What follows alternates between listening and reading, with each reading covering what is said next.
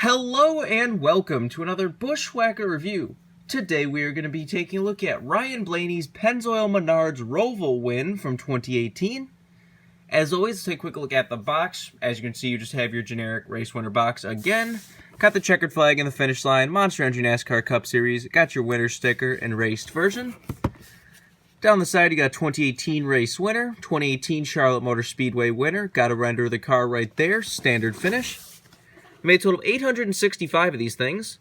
Monster Energy NASCAR Cup Series, standard finish. You, of course, have your 2018 race schedule on the back of the box. 2018 Action Racing Collectibles, and you, of course, have your copyright and such on the bottom of the box. But anyways, let's get down to the car itself. One of the most anticipated Race to Win diecast of 2018. We finally get a Ryan Blaney points-paying Penske win. And hell yes, it's in the Pennzoil car.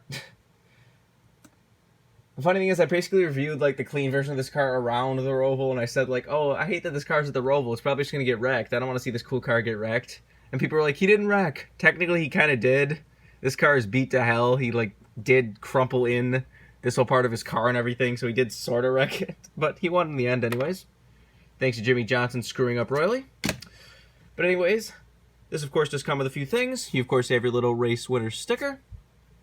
You, of course, have your little bag of red, white, and blue confetti. And you, of course, have your race winner stat card. Which I do enjoy does have a body armor sitting next to it. That new body armor car is kind of strange. I kind of like it, but the like Menards yellow they shoved into it just looks a little bit off for that car. Like, it works in Menards cars, but on just a non-Menards car, it just looks a little weird. But I'll still get it anyways, because I do love body armor. But that's a review for another day, whenever that diecast comes out. As of recording this video, they haven't even uploaded, or like, not uploaded. They haven't even posted a poll or doing anything for that car. It has not gone up for pre-order yet, so hopefully it will. But anyways, let's do a quick 360 of this car. If you're a person who likes race to win or damage, this is definitely the kind of car for you. Every inch of this car is beat to hell. If for some reason you don't remember the finish of this race, what is wrong with you, but this was the race that it came down to Jimmy Johnson and Martin Truex Jr. Jimmy Johnson really tried to send it into the final chicane and lost his car. Spun around, almost missed Truex, but just happened to clip Truex in the rear, spun Truex into the wall, and Blaney was third, so Blaney got the win. Which, I'm sorry, Blaney really needs to kind of pick up his pace here. He's at Penske, one of the top teams in NASCAR right now, and he's only gotten one really luck-based points win. Come on, Blaney. Like, Keselowski's gotten like 7 wins. Logano's gotten like 5 wins and a championship. Like, come on, Blaney, you really need to pick up the pace there. Because if they need to make room for somebody, who do you think they're going to be expendable right now out of those 3 drivers that they have right now? I like Blaney, but, you know, he needs to start winning some more races. But anyways, let's get down to sponsors. On the hood, you have Pennzoil. Got Ford Fusion, number 12. Down the side, you got Menards. You got Pennzoil. You got Knauf and Richmond water heaters. On the C post, you got Carlisle and Dex Imaging. And on the B post, you got Ford, DXC Technology, PPG, Mazak, and Rev. I'm confused if Rev is still on Penske or not, because like both Rev and Dex Imaging have literally not appeared on the car at all this year, where like by this point last year both cars have appeared like twice. And this year they've always been like PPG races or Moneyline or whatever, but I don't know. I think Dex Imaging is still on like the C post of his car this year, so maybe they're still on the team, but I think like Rev may be gone. I don't know.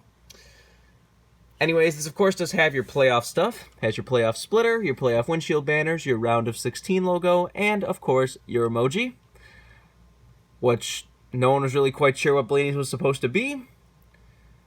A, you know, 1970s trucker with a porn stash? I don't know. Anyways, on the back you got Menards and Ford, number 12. And you of course have all the other Menards sponsors that are on the car. Kid, Libman, Jack's Links Beef Jerky, Cardell, Tarkett, Nibco, Atlas, Sylvania, Duracell, and Moen. This is number 536. Got the same stuff down the other side as usual.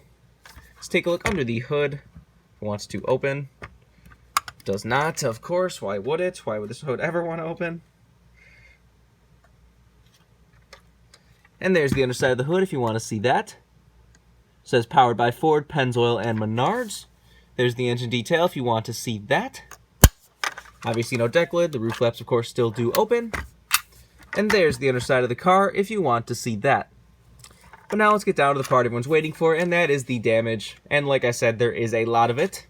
You see even the front of the car, the grille decal is all bruised and dented. He kind of like crumpled in the front. Like this part of the car was like crumpled downward, and this was crumpled in a little bit. That's why you can see like the, headlight decal is crumpled up, which is nice to see, but then they just kind of left the normal outline on the car. Like you can see that like outline for the regular shaped headlight behind it. There's really no better way to do that. You couldn't have like crumpled down the yellow a little bit too with decals to make it at least look kind of better than that, because that's just a little bit disappointing right there, but whatever.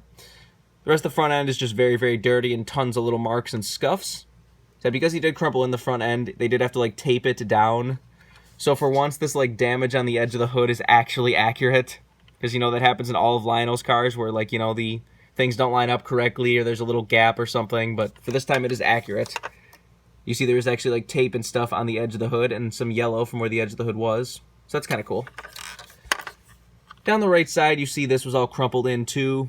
Like, the whole part of this was, like, dented inward and, like, squeezed down on the tire, if I remember correctly. A little bit of a mark down there on the side skirt as well. And you can see just tons of dirt and marks and rubber buildup and everything. Back tire looks to be a little bit scratched up too. Looks like somebody maybe got into his right rear. Tried to turn him or something. Does have some like black marks that are like all the way down the top too. You see it's like little like lines. I'm not exactly sure what that's supposed to be. Did he hit the wall so hard that this was like all bent downward so that was flat? I don't know.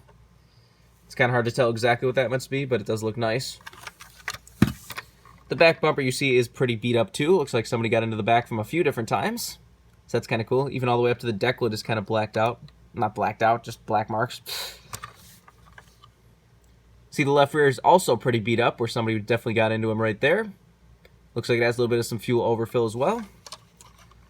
And you see the left rear wheel well is very, very beat up as well. Tons of great marks and damage. See, even the jack stand is a little beat up. Looks like the car like fell off the jack or something at one point. But he also probably got doored a few times because you see it is also bent up all the way up front. He said every inch of this car is beat to hell, which is kind of awesome to see. I also do like it does actually have confetti on the shark fin. Can't remember how many times that's actually happened on Diecast. So that's kind of cool. Here's this car next to the NASCAR Authentics 1/64 scale, if you want to see that.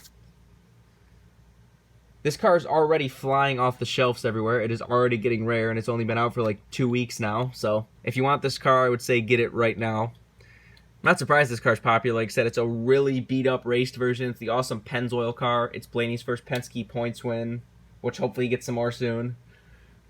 So just a great diecast overall. I'm definitely really happy to get this. So this is definitely one of the most anticipated race win diecast of this year. Ignoring Chase Elliott for being Chase Elliott, but you have like this had great damage. You have like Joey Logano's Martinsville win. That one's going to be beat to hell, and that one's going to be an awesome diecast. Some of the Homestead cars too, like both Tyler Reddick's and Joey Logano, like they burned out their fenders a little bit, so those are going to look cool. We actually just saw the Tyler Reddick on the fix, like I think it was this week. And they really did a great job on that car. I wasn't sure if I was going to get the Tyler Reddick Homestead race version, but I think I will now, because they cut out a lot more than I expected. Like, some of it is still decaled, but they cut out a lot more than usual, so that's kind of cool. Haven't seen any prototypes of Logano's yet. Hopefully they'll show us some prototypes of those.